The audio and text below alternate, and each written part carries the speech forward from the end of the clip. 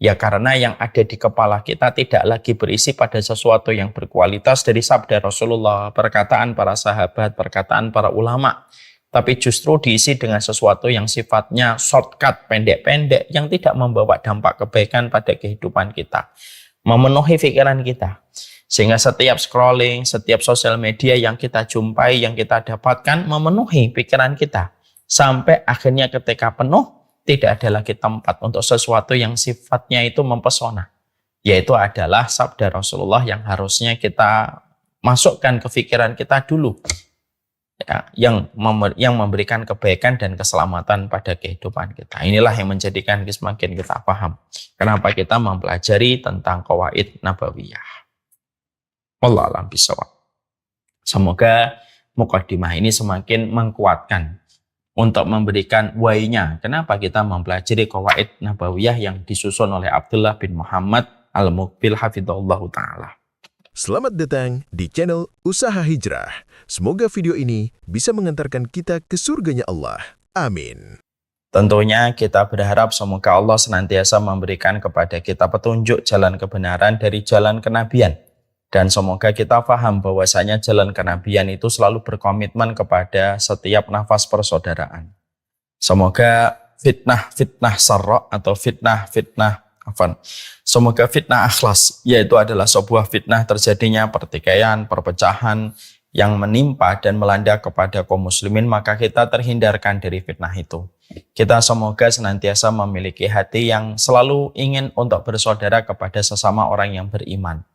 Dan kita tentunya senantiasa berdoa selalu semoga kita diberikan oleh Allah persaudaraan yang indah di antara sesama orang yang beriman.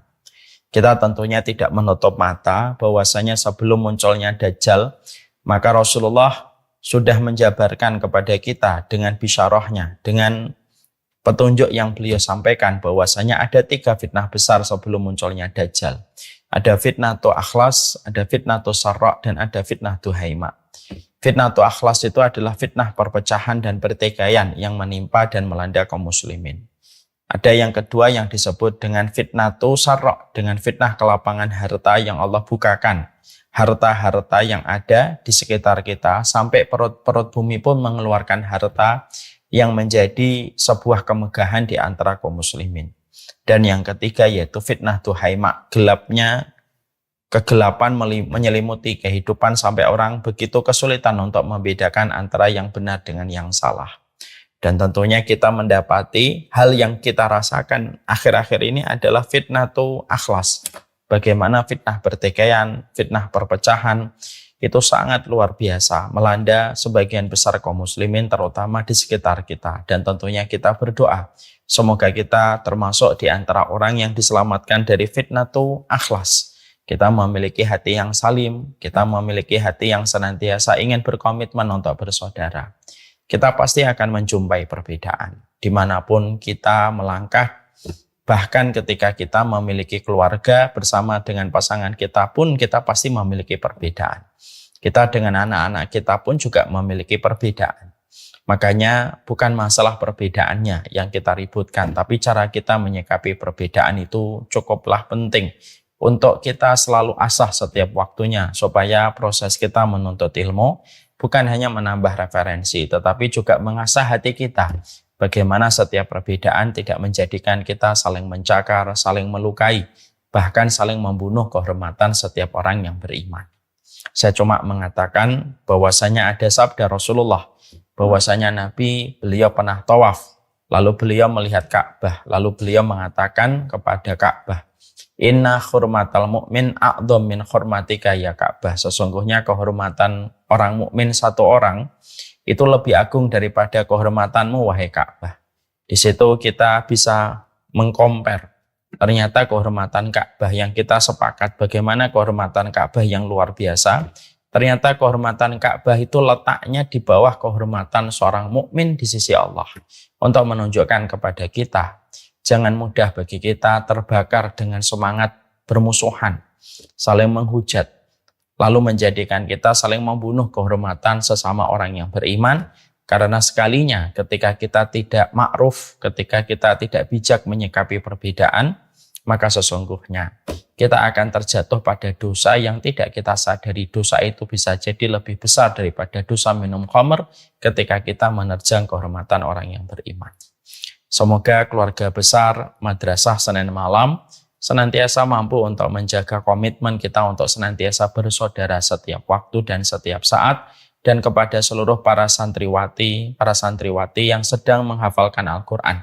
Semoga kalian bisa menjadi duta ilmu, bisa menjadi duta Quran yang bukan hanya begitu banyak hafalan yang kalian miliki, tapi kalian nanti ketika ditempatkan di berbagai macam tempat, ketika kalian bertugas selepas kalian menghafalkan Al-Quran, semoga kalian adalah orang yang dikenal memiliki semangat yang luar biasa untuk senantiasa mempersaudarakan di antara orang-orang yang beriman, karena iman itu merupakan mahar terindah bagi setiap orang untuk senantiasa bersaudara dan bersama, walaupun terkadang menemukan berbagai macam perbedaan. Semoga perbedaan yang ada di antara kita tidak menjadikan kita menerjang kehormatan orang yang beriman, tidak hanya menjadikan kita mengkultuskan kelompok dan golongan kita, lalu kita merendahkan siapapun yang tidak termasuk pada kelompok dan golongan kita. Nasallallahu salamah wal afiyah. Alhamdulillah, tentunya kita bersyukur kepada Allah dengan kesyukuran sempurna yang kita usahakan setiap waktunya seiring kita berzikir, untuk supaya Allah menolong kita supaya kita menjadi hamba yang bersyukur. Allahumma a'inna ala dzikrika wa syukrika wa husni ibadatika. Ya Allah, tolonglah kami untuk senantiasa bersyukur kepadamu, senantiasa mengingatmu, dan senantiasa beribadah yang benar kepadamu. Karena tentunya kita faham bahwasanya syukur itu merupakan perkara pada kualitas kehidupan kita. Kita bersyukur atas nikmat yang terus Allah alirkan pada kehidupan kita. Walaupun terkadang syukur kita masih banyak kekurangan dan masih banyak cacatnya. Tapi siapapun mereka yang terus berusaha untuk bersyukur di balik setiap apapun kenikmatan, kemudahan yang dia dapatkan, Allah melapangkan hatinya. Allah membahagiakan jiwanya, dan Allah pasti memberkahi setiap langkah kehidupannya. Dan Allah pasti akan menghindarkan dia dari depresi, frustasi, dan berbagai macam pressure tekanan yang ada pada kehidupan ketika setiap manusia senantiasa melecut dirinya untuk senantiasa bersyukur terhadap apapun yang Allah berikan di dalam kehidupan kita. Takaran Allah itu tidak pernah salah. Mengapa tidak bersyukur itu merupakan dosa besar? Karena sesungguhnya barang siapa yang ketika mereka tidak memiliki rasa ridho dan kesyukuran terhadap apapun yang Allah berikan kepadanya, kenapa dikategorikan dosa besar orang yang kufur dengan nikmat? Karena orang yang tidak bersyukur itu berarti dia telah menuduh Allah itu tidak becus mengatur hidupnya dan menakar apa yang dia butuhkan pada kehidupan. Ketika dia tidak bersyukur, tidak berterima kasih, maka seakan-akan dia telah menuduh Allah, kamu salah menakar untuk diriku. Kamu salah memberikan sesuatu kepada diriku. Kamu kurang memberikan apa yang ada pada diriku. Sehingga akhirnya disitulah kita paham kenapa kufur nikmat yang merupakan lawan dari kesyukuran itu merupakan dosa yang sangat besar. Karena kufur kepada nikmat bukan hanya sekedar dia mengkufuri nikmat, tapi ternyata kufur kepada nikmat secara tidak langsung. Engkau telah menuduh Allah tidak becus menakar apa yang datang pada kehidupanmu. Dan itulah yang menjadikan kita memahami betul syukur. Maka sesungguhnya Allah melapangkan kita. Syukurlah, pasti Allah memberikan kepada kita senyuman terindah. Dan syukurlah, pasti Allah memberikan keberkahan yang Allah tidak akan berikan. Ketenangan, kelapangan, kebahagiaan, dan keberkahan. Kecuali kepada mereka yang senantiasa mereka bersyukur kepada Allah. Apakah sama antara mereka yang bersyukur kualitasnya dengan mereka yang tidak pernah bersyukur? Tidak akan pernah sama. Maka semoga kita menjadi hamba yang bersyukur setiap waktu dan setiap saat. Amin insyaallah. Kita akan melanjutkan perjalanan panjang kita, yaitu membahas tentang kaidah nabawiyah. Ada 40 hadis yang disusun oleh Syekh Muhammad bin Abdullah bin Muhammad Al-Muqbil hafidhahullahu ta'ala. Dari 40 hadis yang sejatinya 40 hadis ini sangat relate pada kehidupan kita. Dan kita tentunya ingin sekali menghadirkan motivasi pada kehidupan kita, menghadirkan menghadirkan sebuah narasi pada kehidupan kita dengan hal yang terbaik. Dan tidak ada sebuah petunjuk, tidak ada narasi yang terbaik kecuali apapun yang disabdakan oleh Rasulullah karena memiliki keterkaitan yang begitu erat pada kehidupan kita. Bermasalahnya kehidupan kita, berantakan kehidupan kita, itu sebenarnya kalau kita mau jujur melihat secara lebih internal, berantakan kehidupan kita itu ya biasanya karena kita tidak menjadikan Nabi sebagai sumber referensi. Kita tidak menjadikan Nabi menjadi sumber narasi pada kehidupan untuk mengawal kehidupan kita. Akhirnya siapapun yang mereka menjauhkan dirinya dari petunjuk Nabi, pelan tapi pasti, hidupnya pasti berantakan. Dan itulah yang menjadikan kita memahami betul hajat kita kepada petunjuk Nabi, hajat kita kepada sabda Rasulullah itu betul-betul luar biasa, memberikan kebaikan di dalam kehidupan kita, memberikan keberkahan di dalam kehidupan kita, dan tentunya pasti memberikan kepada kita keselamatan jalan kehidupan kita untuk terselamatkan dari banyak benturan-benturan dalam kehidupan. Kalau kita ingin selamat dari banyak benturan kehidupan, simpel dan sederhana. Ikuti saja petunjuk Nabi. Karena sesungguhnya Nabi tidak pernah salah, Nabi tidak pernah khilaf. Nabi ditunjuk oleh Allah menjadi seorang Rasul untuk memberikan petunjuk pada kehidupan kita. Supaya menghindarkan kita dari banyak benturan pada kehidupan yang sejatinya. Kita tidak perlu mengalami benturan itu ketika kita jujur menjadikan Nabi menjadi sumber referensi di dalam kehidupan kita. Ironisnya, banyak orang yang terkadang mereka banyak mengambil quote, banyak mengambil perkataan, banyak mengambil narasi yang datang dari mereka yang tidak beriman kepada Allah. Tapi justru mereka merasa asing dengan apapun yang datang dari sabda Rasulullah. Mereka tidak paham narasi yang datang dari baginda Nabi. Mereka tidak mengerti tentang quote terbaik yang disampaikan oleh Rasulullah. Yang sejatinya itu menjadi petunjuk pada kehidupan kita. Dan itulah sumber malapetaka pada kehidupan. Yaitu ketika kita justru meninggalkan hajat terbesar pada kehidupan kita. Supaya kita menjadikan Nabi menjadi imam pada kehidupan kita. Dan jangan jauh-jauh dari setiap sabda terbaik yang disampaikan oleh Rasulullah SAW. Maka inilah yang menjadikan kita. Kenapa kita mempelajari qawaid nabawiyah? Kenapa kita mempelajari tentang kaidah-kaidah agung dari setiap sabda Rasulullah yang memiliki keterkaitan erat dalam kehidupan kita? Karena hajat kita kepada sabda Nabi itu lebih besar daripada hajat kita kepada makan dan minum. Karena hajat kita kepada sabdanya Rasulullah itu bisa menjadi quote, bisa menjadi petunjuk pada kehidupan kita. Dan sesungguhnya sabda Rasulullah SAW memberikan jalan keselamatan dalam kehidupan kita. Itulah makna kita itu ta'zim kepada baginda Nabi SAW. Saya jadi teringat ya, agak sedikit keluar dari jalur. Saya jadi teringat tentang kisahnya Malik bin Anas, seorang ulama besar.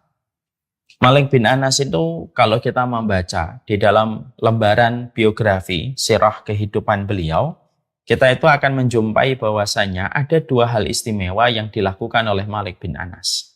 Yang pertama, Malik bin Anas itu merupakan salah satu di antara sedikit ulama yang apabila beliau masuk ke kota Madinah, beliau selalu turun dari kudanya. Beliau turun dari ontanya. Sebentar.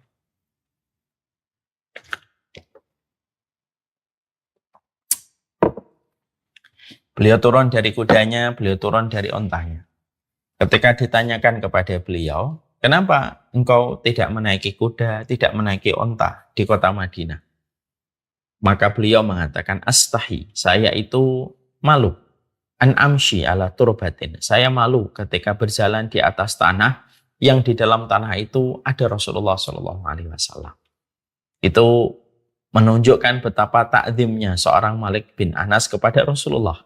Makanya salah satu ulama yang tidak pernah menaiki kuda, tidak pernah menaiki onta kalau beliau masuk kota Madinah, yaitu adalah Malik bin Anas, untuk menunjukkan betapa rasa cinta beliau kepada baginda Nabi sangatlah besar. Itu juga terjadi kepada kehidupan beliau pada sisi yang lain. Ternyata bukan hanya beliau tidak berkenan untuk menaiki kuda, tidak menaiki onta ketika masuk ke kota Madinah. Malik bin Anas ini termasuk salah satu ulama juga.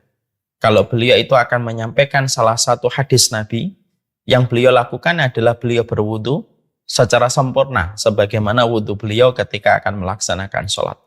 Lalu beliau itu melaksanakan mandi junub, mandi janabah, mandi besar, mandi yang wajib. Lalu setelah itu beliau berdandan, beliau memakai minyak wangi yang terbaik sebelum beliau menyampaikan sabda Rasulullah SAW. Dan itu dilakukan oleh Malik bin Anas di sepanjang hidupnya, ketika beliau berinteraksi dengan hadis-hadis Rasulullah yang datang dari sabda Nabi Muhammad SAW. Dua sisi kehidupan Malik bin Anas ini setidaknya saya menangkap sebuah potret yang ada kaitannya erat dengan kita ketika mempelajari Qawaid Nabawiyah. Bahwasanya kenapa kita mempelajari Qawaid Nabawiyah? Bukan hanya sekedar ini adalah jalan keselamatan, ini bukan hanya sekedar referensi yang penting yang sangat kita butuhkan pada perjalanan hidup kita supaya hidup kita tidak mengalami banyak benturan ketika kita jujur menjadikan Nabi menjadi imam pada kehidupan kita. Tapi ini juga memberikan kepada kita sebuah insight. Kalaulah seorang Malik bin Anas, ketika beliau berinteraksi dengan baginda Nabi ketika sudah wafat, beliau rela untuk berjalan dengan perjalanan yang panjang, melelahkan, melewati kota Madinah tanpa menaiki kuda karena menghormati Nabi, yang Nabi dimakamkan di kota Madinah. Dan kita mendapati Malik bin Anas, beliau sampai wudu, sampai mandi junub sebelum beliau menyampaikan hadis Rasulullah. Maka bentuk interaksi inilah yang menjadikan kita semakin menangkap sebuah potret. Ya inilah yang menjadi salah satu potret kecintaan kita kepada Rasulullah. Menjadikan apapun yang disabdakan Rasulullah betul-betul menjadi narasi terbaik pada kehidupan kita. Supaya kita tidak perlu mengisi dengan informasi-informasi yang salah ketika kita sudah mengisi bagaimana sumber tangki referensi pada kehidupan kita dengan sabda Rasulullah SAW.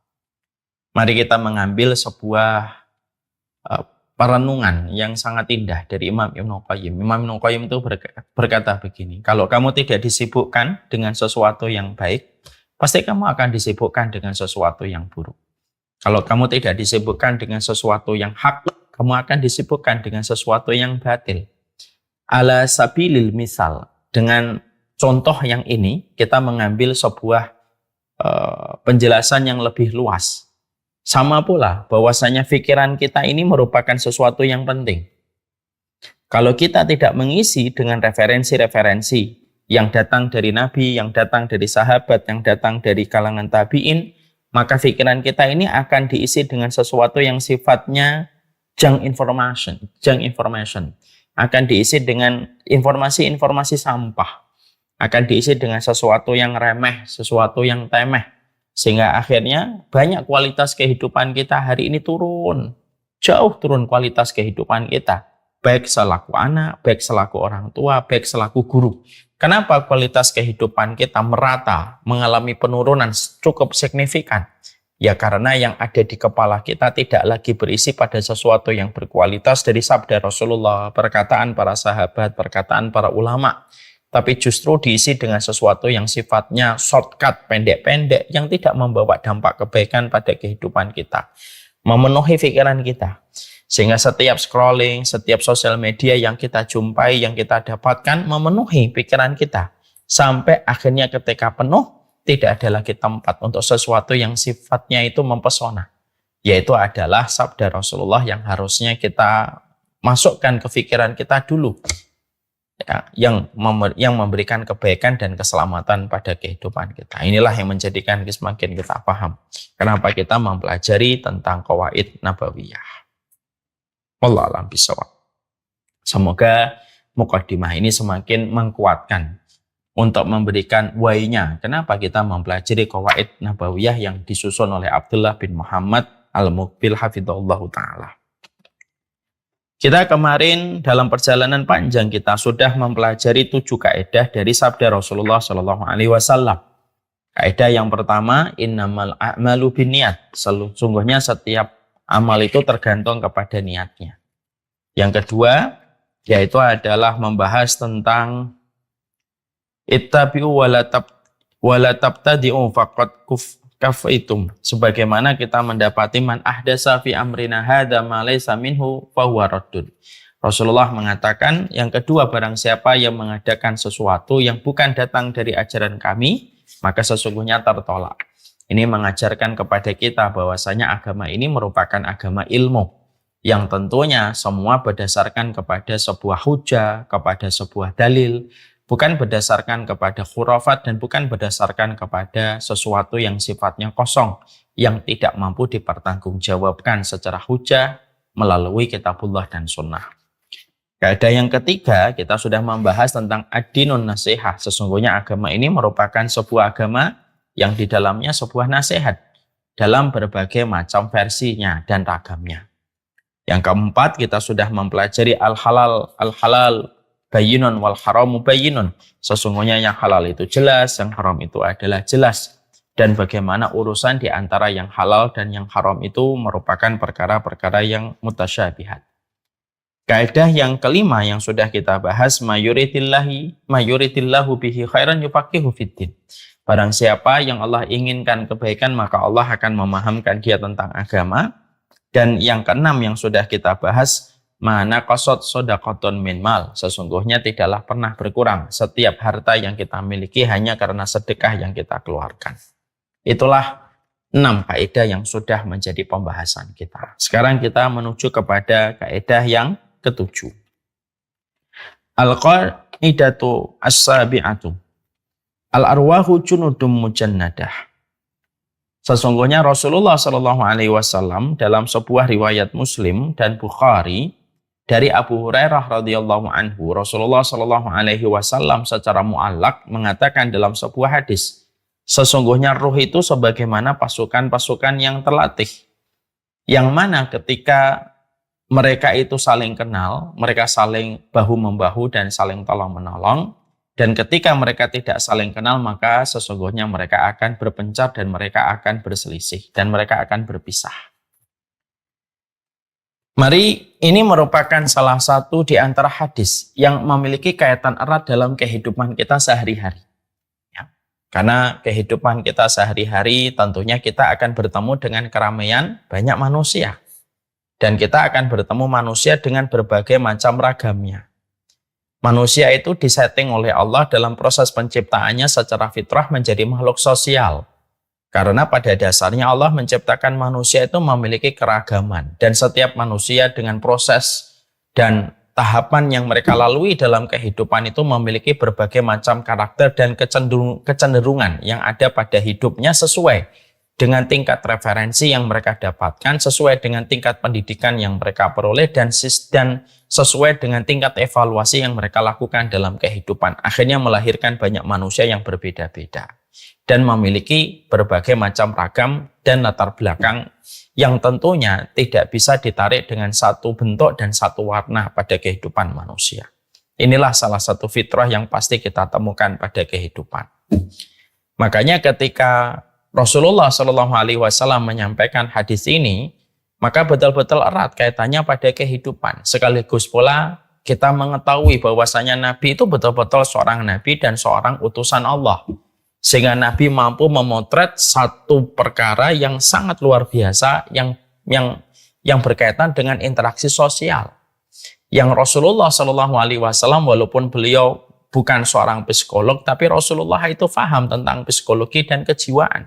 Makanya akhirnya Rasulullah mengatakan al-arwahu junudum mujannadah. Sesungguhnya ruh dan jiwa manusia itu bagaikan pasukan yang terlatih. Kalau dia mendapatkan kecocokan, maka mereka akan berkumpul. Kalau tidak mendapatkan kecocokan, mereka akan berselisih. Maka itu menunjukkan betapa luar biasanya Nabi. Dengan setiap wahyu yang Allah turunkan kepadanya, Nabi sampai bisa membuat sebuah teori dalam sebuah interaksi sosial dengan hadis yang disabdakan sebagaimana yang dikatakan dalam riwayatnya Abu Hurairah radhiyallahu anhu. Ini menjelaskan kepada kita, Nabi itu bukan hanya sekedar Nabi dan Rasul, tapi orang yang paling paham tentang kejiwaan itu adalah baginda Nabi Shallallahu Alaihi Wasallam. Jadi orang yang paling paham tentang emosi, tentang jiwa, tentang hati manusia, tentang psikologi manusia itu Nabi Muhammad SAW. Ya, jadi beliau seorang nabi yang paham tentang masalah kejiwaan. Makanya maaf ya kalau ada ilmu kejiwaan kok dipisahkan dari Islam, seakan-akan ilmu kejiwaan dan Islam itu berada pada dua lereng yang berbeda. Ini salah. Karena memang salah satu di antara tujuan diturunkannya Islam, diutusnya baginda Nabi itu mengurusi masalah kejiwaan dan psikologi manusia. Marilah kita membaca di dalam ayat yang kedua pada surat Al-Jumu'ah, huwallazi ba'atsa fil ummiyina rasulam minhum yatlu 'alaihim ayatihi wa yuzakkihim wa yu'allimuhumul kitaba wal hikmah wa in kanu min qablu lafi dhalalin mubin. Makanya di dalam surat Al-Jumu'ah ayat yang kedua Allah menyampaikan huwallazi ba'atsa fil ummiyina, Allah yang mengirimkan seorang nabi dari kalangan ummi, memiliki satu tugas, yatlu 'alaihim ayatihi, membacakan ayat-ayat Allah, wa yuzakkihim, dan membersihkan jiwa manusia, wa yu'allimuhumul kitaba wal hikmah, dan mengajarkan kepada manusia setelah dibersihkan hatinya itu apa? Mengajarkan kepada manusia itu Alkitab dan hikmah, yang mana sebelum itu mereka dalam kondisi mereka tersesat. Jadi tugas kedua setelah membacakan ayat-ayat Allah itu apa? Tugas yang kedua itu adalah membersihkan jiwa manusia. Ini berkaitan erat bahwasanya Nabi adalah orang yang paham tentang kejiwaan, lalu mengkaitkan masalah kejiwaan dalam keterkaitan pada masalah interaksi sosial pada kehidupan. Dan ini merupakan salah satu kaidah agung yang apabila kita memahami dengan baik, maka sesungguhnya kaidah ini akan melahirkan banyak perbaikan pada kehidupan kita di dalam kita berinteraksi. Setelah kita menyampaikan tentang itu, maka yang pertama, poin pertama yang kita harus paham, bahwasanya hadis ini memiliki asbabul wurud di dalam keterangan Imam Ahmad di dalam musnadnya. Bahwasanya ada sebuah asbabul wurud ketika Nabi mengatakan bahwasanya setiap jiwa itu bagaikan pasukan yang terlatih. Yaitu adalah ketika Rasulullah SAW pernah mendapati ada sahabat wanita dari kalangan muhajirin yang memiliki sifat itu orangnya riang, membuat kegembiraan setiap dia datang dan membuat keceriaan pada orang-orang di sekitarnya. Mungkin kalau dalam bahasa psikolog ini orangnya sanguin. Sanguin itu orang yang suka membuat orang itu ketawa, gembira, kedatangannya itu membuat ceria. Maka sahabat wanita yang memiliki jiwa yang semacam ini, karakternya itu ceria, gembira, dan membuat suasana itu bisa hangat, maka ketika melakukan perjalanan hijrah dari Mekah ke Madinah, maka ternyata di Madinah dia akhirnya berjumpa dengan sahabat wanita yang memiliki ciri dan karakter yang sama dan mereka akrab. Ada seorang wanita dari kalangan Ansor yang memiliki sebuah karakter. Orangnya juga membuat keceriaan, kegembiraan, membuat hangat, dan membuat senang setiap dia datang bersama dengan orang di sekitar. Sama-sama memiliki sifat sanguin. Maka akhirnya sahabat wanita dari kalangan muhajirin ini akhirnya bersahabat akrab dengan sahabat wanita dari kalangan Ansor. Dan ketika Rasulullah melihat kejadian itu, maka Rasulullah mengucapkan hadis ini, al-arwahu junudum mujannadah. Sesungguhnya setiap roh, setiap jiwa itu bagaikan pasukan yang terlatih. Dan ketika mereka mengenali siapa yang mereka cocok, mereka bertemu, mereka saling membantu, dan siapapun yang mereka tidak cocok, mereka saling berpencar dan mereka saling berselisih. Ini merupakan asbabun nuzul. Ya, makanya Masya Allah, ini merupakan asbabun nuzul yang dari asbabun nuzul secara historinya dari peristiwa yang menjadi latar belakang hadis ini disampaikan oleh Rasulullah, kita sudah mulai bisa membuat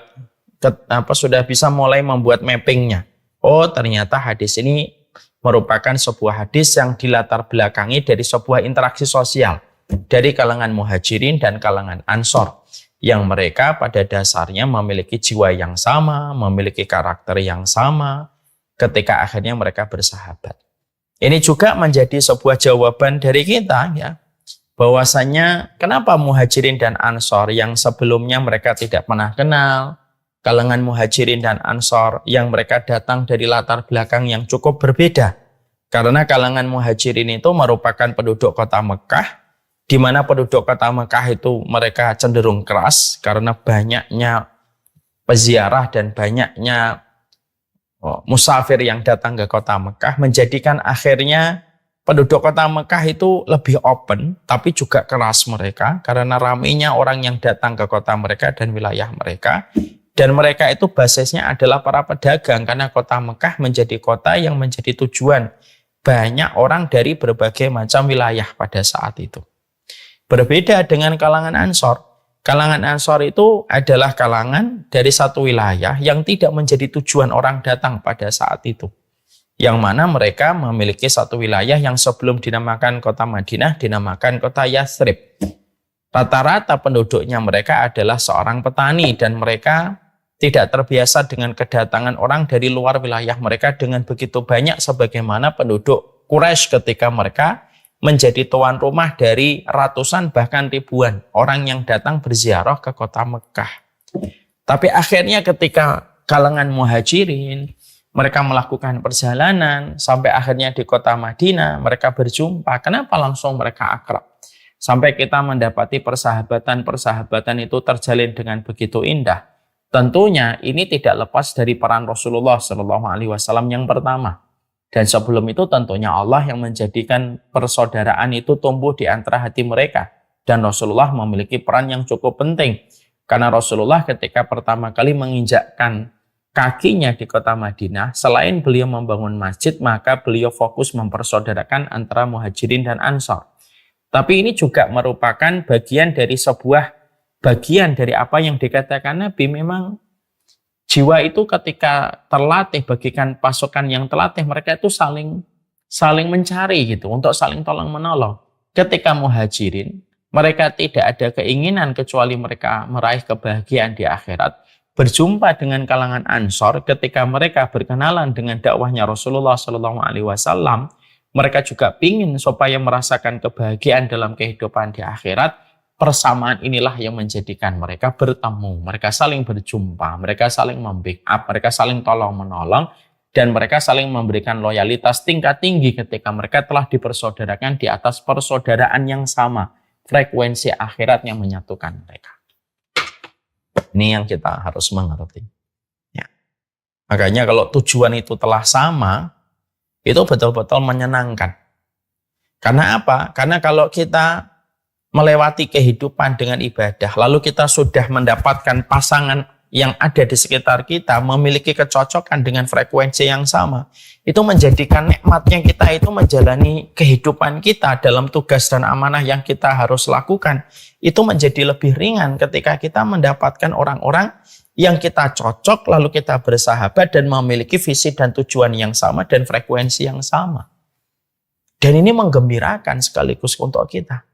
Kita tidak bisa membayangkannya. Contoh ya, kalian nanti para santriwati, misalkan kalian bepergian ke Solo, lalu ketika kalian naik bis, ternyata kalian ketika naik bis transportasi umum, ternyata bareng-bareng bersama santriwati yang lainnya, ternyata ketika kalian harus pergi sendirian, ternyata kalian ketemu dengan orang lain sesama perempuan, tapi kalian tidak cocok.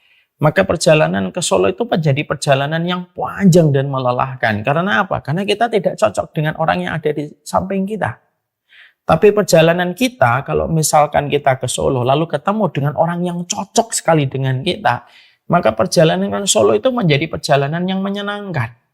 Akhirnya tidak terasa ketika sampai di rest area untuk makan, sholat isya, lalu melanjutkan perjalanan. Bahkan sampai malam kita tidak tidur karena materi kita bersamanya tidak pernah habis dan selalu berganti-ganti dengan materi yang selalu nyambung. Makanya Masya Allah ini. Makanya hadis ini itu selain kita membicarakan tentang asbabul wurud, bagaimana latar belakang hadis ini sampai Rasulullah mengucapkan hadis ini dalam keterangan Imam Ahmad dalam musnadnya, ini juga memberikan pelajaran kepada kita bahwasanya memang ketika kita betul-betul mendapatkan jiwa kita bertemu dengan jiwa yang cocok dengan kita, maka itu merupakan salah satu kenikmatan kita dalam kehidupan. Makanya memastikan nanti kalau kita mencari jodoh itu pastikan jiwa kita dengan jiwa pasangan kita itu cocok. Karena salah satu hal yang berat dalam kehidupan berumah tangga itu kalau kehidupan kita, ketika jiwa kita akan melangsungkan pernikahan, ternyata jiwa kita tidak memiliki kecocokan dengan jiwa orang yang menjadi pasangan kita di dalam kehidupan berumah tangga. Itu berat sekali. Kalaulah perjalanan ke Bintaro ditemani seseorang yang kita tidak cocok, menjadikan kita tidak nyaman, akhirnya ke Bintaro dari Bekasi yang biasanya 1 jam terasa lama sekali dan penat kita di atas mobil karena kita memiliki teman yang tidak cocok. Lalu apalagi di dalam kehidupan berumah tangga, kok sampai kita tidak memiliki pasangan yang cocok sebagaimana ruh itu pasukan terlatih yang cocok akan mendekat, lalu kita tidak ada kecocokan dalam masalah kejiwaan ini, maka Masya Allah itu berat sekali dalam kehidupan berumah tangga. Dan hanya rahmat Allah yang bisa menyelamatkan kehidupan rumah tangga semacam itu ketika kita tidak hati-hati di dalam kita melangkah dalam pernikahan untuk memastikan jodoh kita itu adalah yang memiliki kecocokan jiwa dengan kita. Ya, makanya maaf ya, kadang-kadang inilah yang menjadi banyak masalah dalam kehidupan kita di dalam berumah tangga. Makanya akhirnya inilah yang menjadikan saya selalu berkata untuk memberikan nasihat kepada diri saya sendiri dan kita semuanya.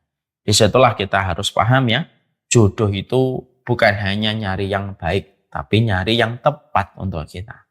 Dan ketepatan itu salah satunya ketepatan dan kecocokan jiwa kita bersama dengan dirinya. Dan itulah arti dari sakinah, ketenangan. Yaitu ketenangan itu ketika jiwa kita bertemu dengan jiwa pasangan yang telah menjadi bagian hidup kita dan kita memiliki frekuensi bercanda yang sama, memiliki kecondongan Al-Quran yang sama, maka itu insya Allah itu lebih melanggengkan. Makanya maaf ya, kalau santriwati gitu, santriwati kebiasaannya sudah murojaah Quran gitu ya.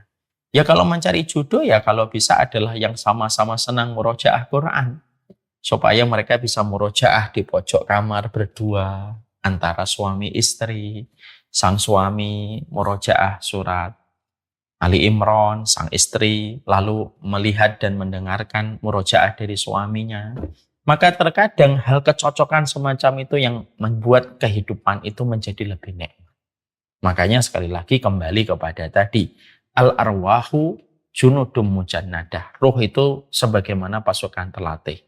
Kalau dia mengenali yang cocok, maka dia akan bersatu dan saling membahu. Kalau tidak cocok, mereka saling berselisih. Ya, makanya maaf ya, kadang-kadang tidak mampu dipertahankannya sebuah kebersamaan dalam keluarga itu ya, kadang-kadang memang tidak ada kecocokan dalam masalah kejiwaan. Na'udzubillahi min dzalik. Maka itu yang pertama yang kita harus paham. Yang kedua, kita harus memahami wa hadhil qaidah tunabbih ala hikmatin min hikamillahi fi khalqihi. Ini dikatakan oleh penulis kitab ini, sesungguhnya kaidah ini menjelaskan tentang hikmah Allah dalam penciptaan manusia, di mana Allah itu ketika menciptakan manusia, Allah itu memberikan kisi-kisi yang luar biasa, hikmahnya itu luar biasa besar dalam kehidupan kita. Jadi Allah itu betul-betul detail ketika menciptakan manusia.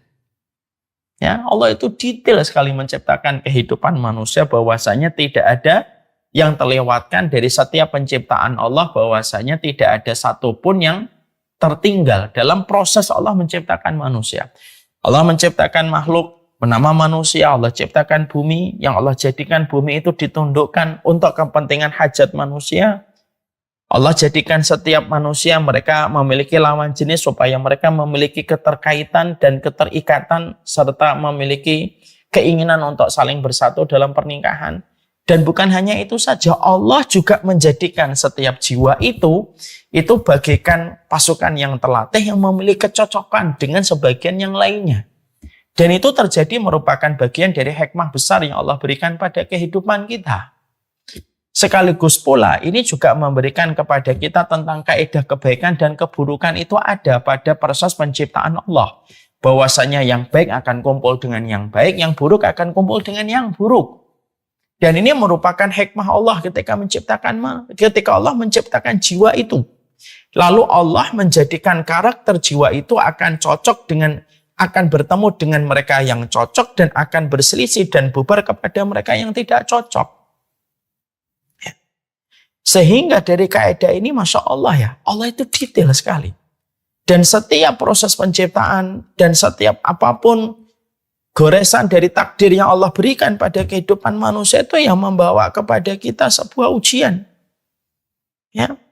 Tapi ini menunjukkan kepada kita bahwasanya Masya Allah ya, detail sekali Allah itu menciptakan kehidupan manusia itu.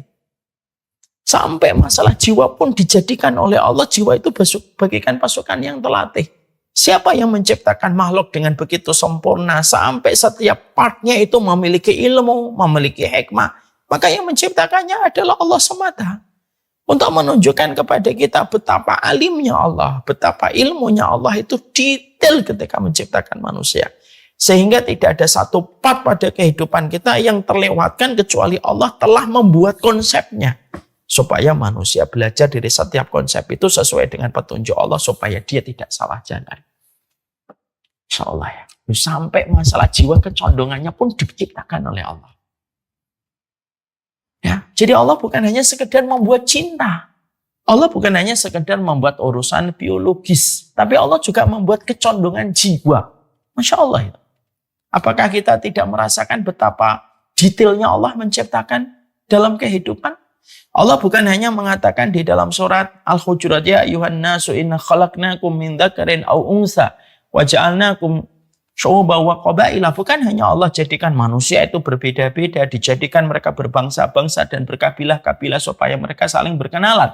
Bukan hanya Allah jadikan manusia berbeda untuk mereka berkenalan dengan latar belakang yang berbeda, culture yang berbeda, budaya yang berbeda, supaya mereka bisa sharing terhadap perkara-perkara yang baik yang tidak bertentangan dengan ketentuan kitabullah.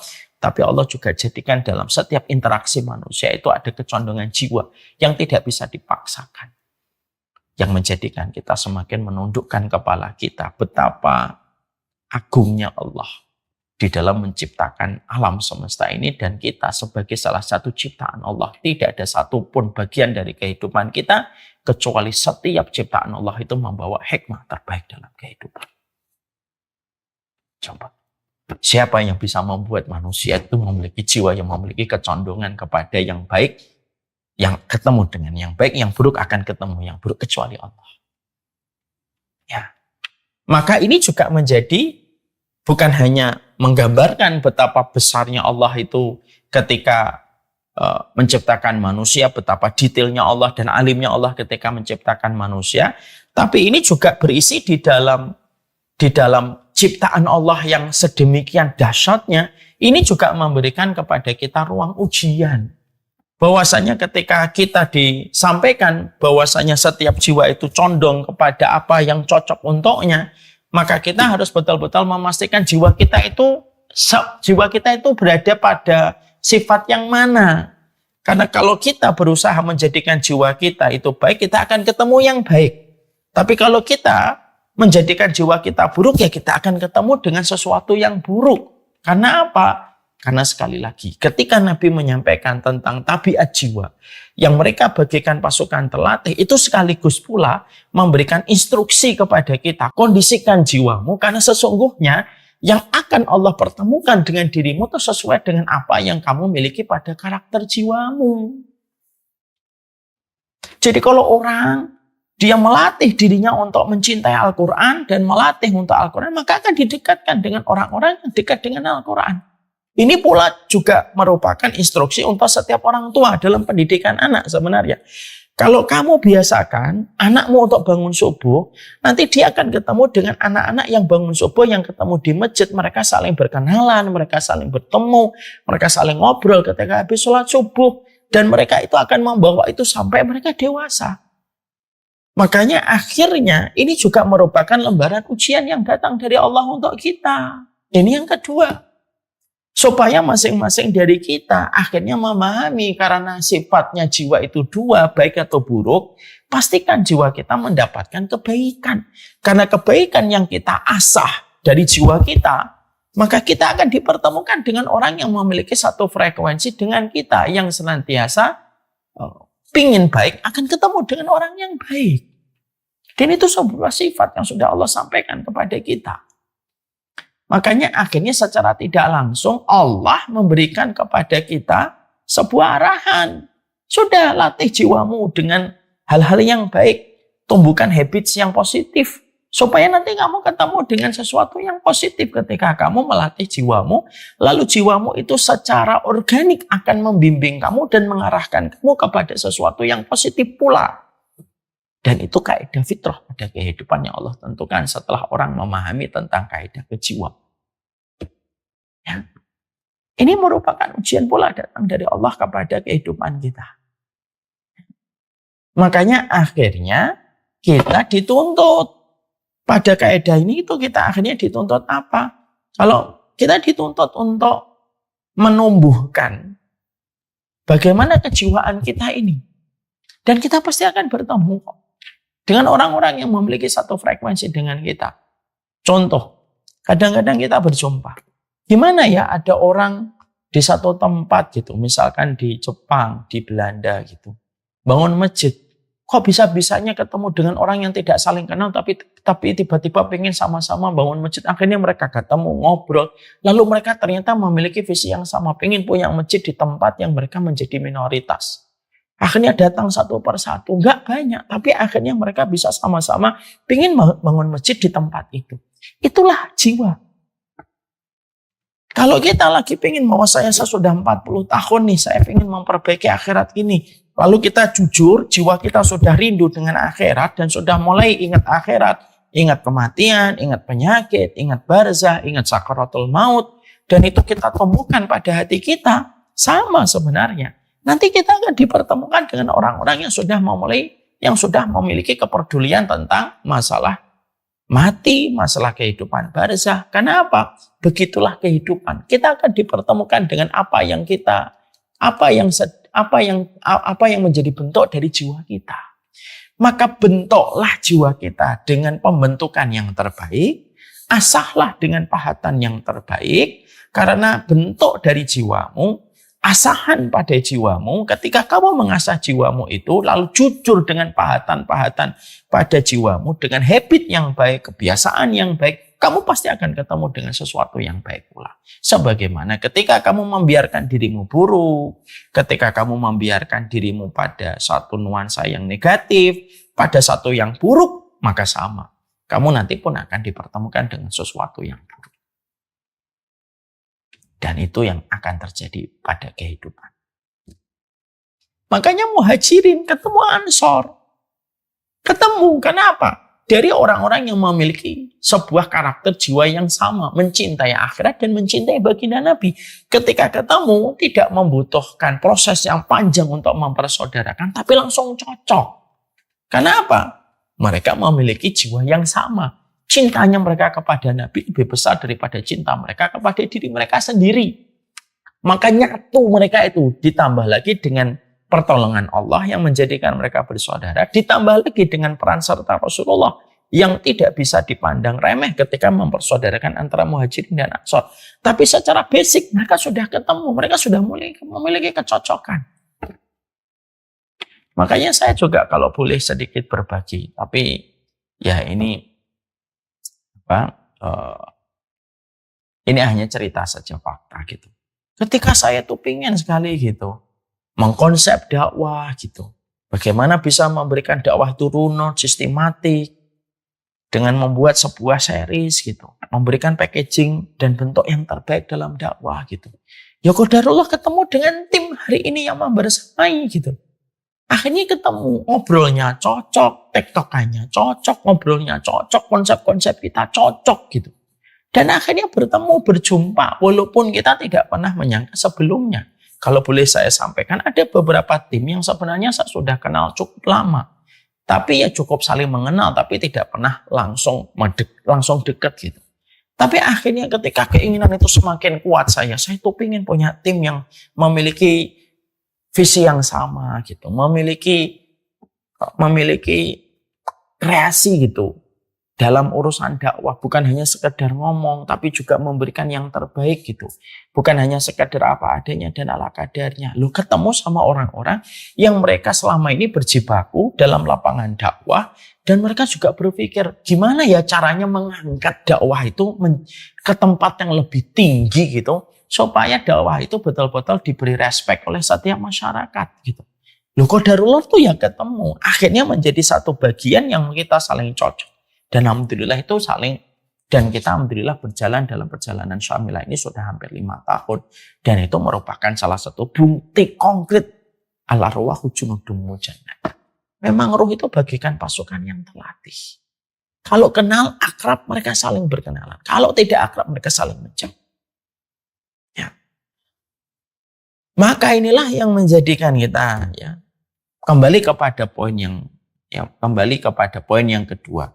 Ini merupakan hikmah dari Allah, tapi ini juga ujian sekaligus pula memberikan kepada kita sebuah titik refleksi, ya. Berarti Allah itu sedang memberikan kepadamu sebuah opsi gitu. Kamu punya jiwa yang baik kah? Kalau kamu punya jiwa yang baik, Allah akan pertemukan kamu dengan jiwa yang baik. Itu sudah fitrah dari Allah. Tapi kalau kamu punya jiwa yang buruk, ya kamu akan ketemu dengan sesuatu yang buruk.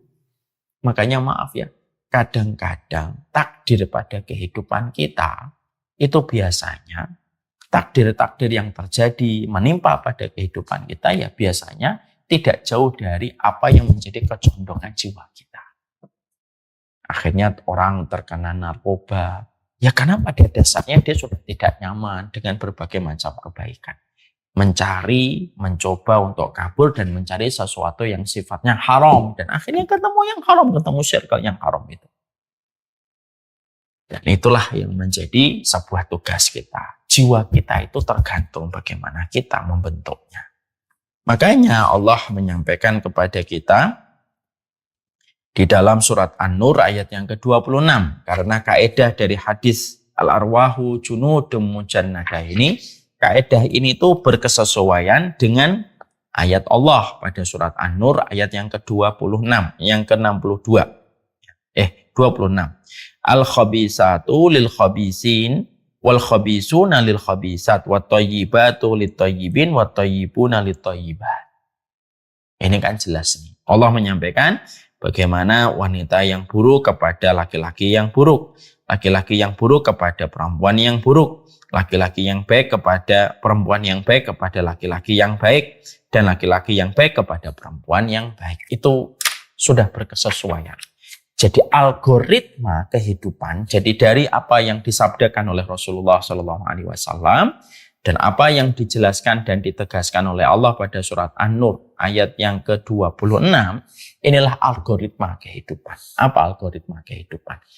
Apa yang kamu bentuk pada jiwamu, dan apa yang kamu tumbuhkan pada habit-habit yang membentuk jiwamu, kebiasaannya, maka sesungguhnya itulah yang akan Allah pertemukan algoritma itu. Sesuai dengan apa yang menjadi kebiasaan hatimu, kebiasaan jiwamu. Persis. Nah, dan itu Allah pertemukan sebagaimana kamu memiliki karakter jiwamu. Itu sifat keadilan Allah. Itu sifat keadilan Allah. Maka Allah nyampaikan, yang buruk ketemu yang buruk. Perempuan yang jelek akan ketemu laki-laki yang jelek. Laki-laki yang jelek ketemu dengan perempuan yang jelek. Laki-laki yang baik ketemu dengan perempuan yang baik. Perempuan yang baik ketemu dengan laki-laki yang baik. Itu algoritmanya. Algoritmanya sedahsyat itu dalam kehidupan. Maka itu memberikan kepada kita itu menggugah kepada kita. Berarti jiwa kita ini kita bentuknya kayak apa? Kita bentuknya itu kayak apa? Kita membentuk jiwa kita, habit apa yang kita tumbuhkan, kebiasaan apa yang kita tumbuhkan, ya biasanya itulah yang akan Allah pertemukan untuk kita. Orang yang menyadari hidup sehat, ya biasanya entah gimana caranya ketemu dengan orang-orang yang pengen hidup sehat. Orang yang pengen olahraga, konsisten dengan olahraga, ya biasanya nanti ketemu dengan orang-orang yang sedang ingin untuk hidup sehat dengan olahraga. Orang yang bercita-cita untuk membangun rumah Quran, ya biasanya akan ketemu dengan orang-orang yang ingin membangun rumah Quran yang sama. Sama, itulah yang saya alami. Saya masih ingat sekali 6 tahun lalu, 7 tahun lalu, saya tuh ingin sekali membuat konsep dakwah yang terstruktur, tersistematik, packaging yang terbaik gitu. Dan memberikan sajian yang terbaik. Ya ketemu dengan orang-orang yang memiliki keresahan yang sama tentang dakwah, dan ternyata memiliki keinginan yang sama. Dan Allah pertemukan itu.